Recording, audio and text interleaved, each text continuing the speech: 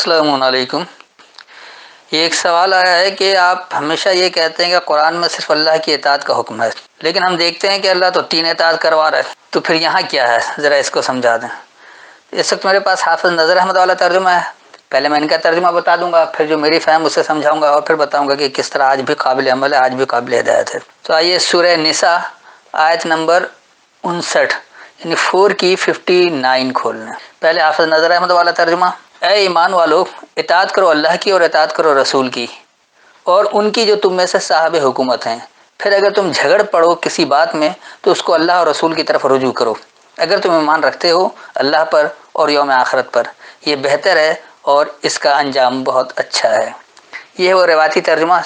یہاں سے اللہ، رسول اور اولو الامر 3 اطاعت ثابت ہوتی ہے۔ تو صرف ایک اللہ کی اطاعت، یعنی صرف لا الہ الا اللہ جو کہا گیا کہ کوئی حاکم نہیں صرف اللہ ہے، اور اللہ کے جتنے رسول آئے انہوں نے یہی کہا کہ صرف اللہ کی تابع داری کرو، لا تعبدون الا اللہ، اللہ کی تابع داری صرف اللہ کی ہے۔ تو پھر یہ یہاں پر 3 اطاعت کیسے آ گئی؟ کیا یہ قرآن کا اختلاف نہیں؟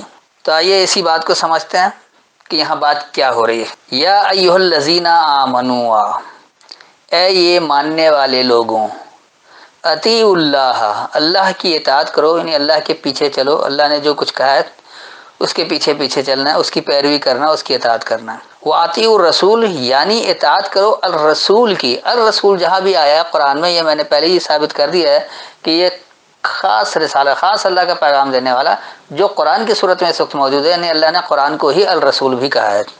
اطاعت کرو اللہ کی، یعنی اطاعت کرو رسالے کی۔ تو اللہ کی اطاعت اللہ کی کتاب کے ذریعے ہی ہوگا، اللہ کے پیغام کے ذریعے ہی ہوگا۔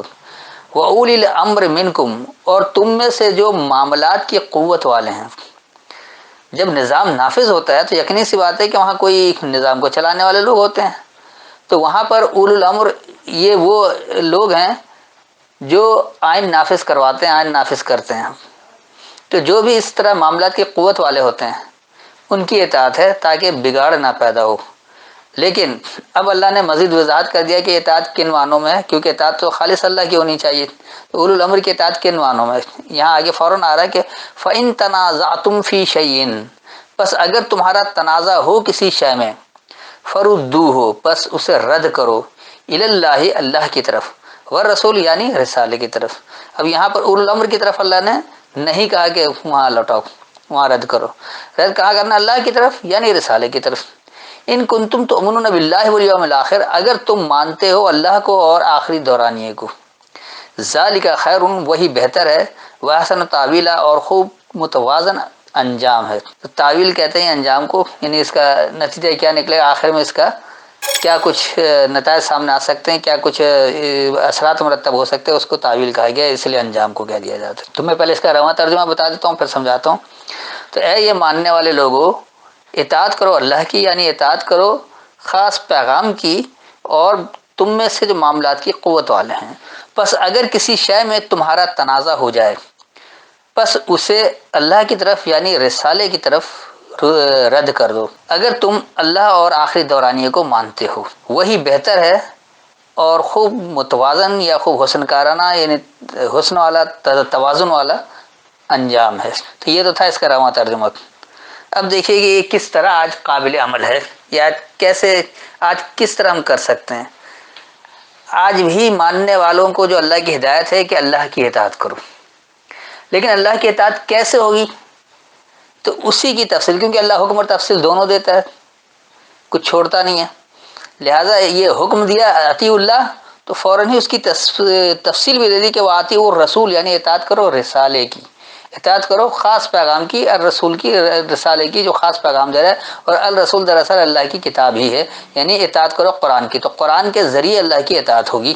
اور یہ ہمارے یہاں روایتی مترجمین بھی اس بات کو مانتے ہیں کہ اللہ کی اطاعت تو قرآن کے ذریعے ہوتی ہے۔ اب یہ رسول کی اطاعت ایک الگ اطاعت کروا دیتے ہیں، اور حدیث کے نام پر ایک پلندہ دے دیتے ہیں اپنے اپنے اکابرین کا، چاہے وہ سایہ ستہ ہو، سایہ اربع ہو، یا اماموں کے نام پر ہو، یا اپنے اکابرین کے نام پر ہو، یا پیر و مرشد کے نام پر ہو، بہرحال کسی کا بھی ہو، لیکن یہ غیر اللہ کا کلام آ جاتا ہے، جبکہ اللہ کی اطاعت اللہ کے کلام کے ذریعے ہی ہوتی ہے۔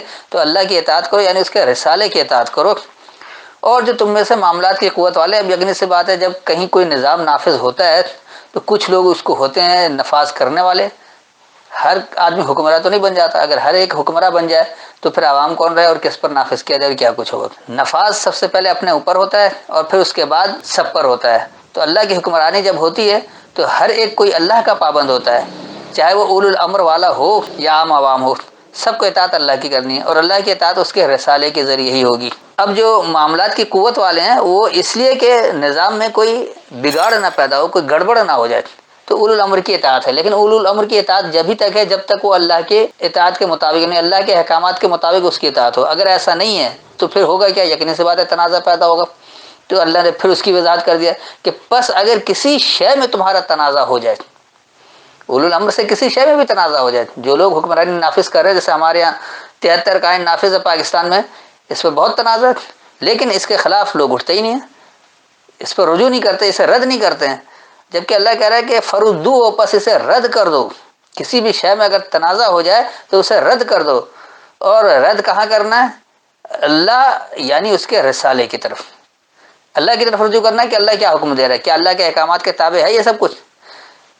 تو اللہ کی طرف جب اسے رد کریں گے، اسے لوٹائیں گے، تو وہ اللہ کی طرف کیسے لوٹے گا؟ اللہ کے رسالے کے ذریعے، کیونکہ اللہ اپنے رسالے میں ہی کلام کر رہا ہے، اللہ اپنے رسالے میں ہی بتا رہا ہے کہ کیا ماننا ہے، کیا نہیں ماننا ہے، کس طرح احکامات چلنا ہے، آپ کو معاشرہ کیسے بنانا ہے، معیشت کس طرح سے چلانی ہے، اخلاقیات کی کس طرح سے تربیت ہوگی، سارے احکامات جو اللہ کے رسالے میں ہی موجود ہے۔ تو اللہ کی اطاعت اس کے رسالے ہی کے ذریعے ہوتا ہے، اس لیے لوٹانا کہاں؟ انہیں رسالے کی طرف، یعنی اللہ کی طرف۔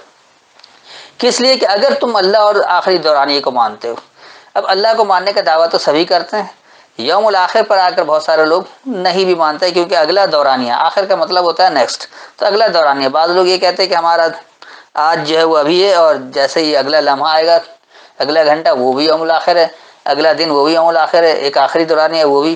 لیکن اللہ جو ہے یوم الآخر میں ایک حساب کتاب بھی رکھا ہے، تو اللہ جہاں پر یوم الآخر بات کیا ہے تو اس جملے سے پورا اندازہ ہوگا کہ کون سے یوم الآخر کی بات ہو رہی ہے، کون سے اگلے دورانی کی بات ہو رہی ہے۔ تو یہاں لازمی سی بات ہے کہ جب اللہ اور آخری دورانی کو ماننا ہے تو اللہ کو شروع سے لے کر تا زندگی ماننا ہے، اور یوم الآخر کو اس لیے ماننا ہے کہ وہاں حساب کتاب دینا ہے، اور حساب کتاب اللہ کی کتاب کے ہی ذریعے ہوگا کہ اللہ نے جو کتاب میں احکامات دیے اس کے مطابق کتنا عمل کیا، اور جو کتاب میں احکامات نہیں ہیں اس پر کتنا اتباع کیا، سارا حساب کتاب اسی کتاب کے ذریعے ہی ہوگا۔